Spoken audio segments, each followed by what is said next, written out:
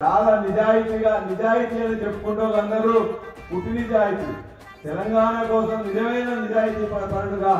ఆనాడు ఎమ్మెల్యే పదవిని ఇట్లా గిరాకీ వేసి మళ్ళా మీరందరినీ కూడా ఆ రోజున వచ్చేవారు. మీరు 2014లో మీరు అద్భుతమైన మెజార్టీ ఇస్తే 2014లో డిప్యూటీ సీఎం గా వస్తుంటే ఆ తర్వాత కూడా ఆనాడు ఆ పదవి పోతే కూడా పంటి బిగువన ఆ బాధను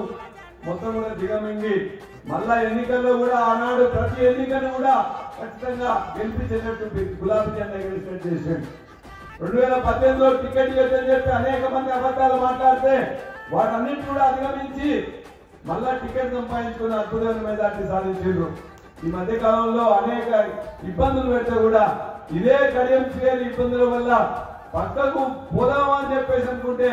మళ్ళా ఈయన పోయింది పీడ పోయిందని చెప్పేసి అనుకుంటే మళ్ళా వెనక్కి